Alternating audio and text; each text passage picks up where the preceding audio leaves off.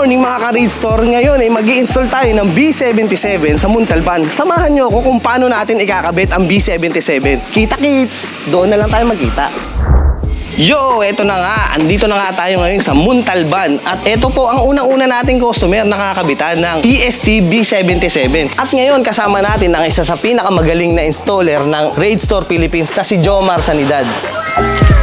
Ngayon, ito ang ating unang customer na kakabitan natin ng EST B77. Alam nyo ba guys, na napakaganda na itong EST B77 dahil 1080 resolution na siya at front and back video recording. At ito pa, plug and play na lang siya kaya hindi mabuboid ang warranty ng sasakyan nyo. At may night enhancer na rin siya paggabi. Kaya kitang-kita nyo, harap at likod, napakalinaw. At ito pa ang maganda, ready wifi na ang ating EST B77. At hindi ka na mahirapan pa mag-save or delete ng mga dashcam video sa inyong cellphone.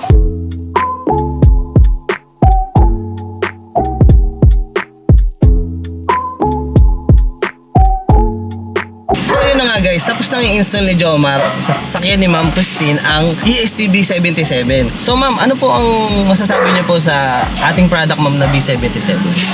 Maganda yung product, malinaw, at saka magagamit ko na siya pag maalis ako for recording ko. Maganda yung product. At mabilis nakabit ni Kuya Jomar yung aking dashcam. Nakakatuwa at malinis ang kanyang pagkakagawa. Thank you sa Read Store Philippines. Good job.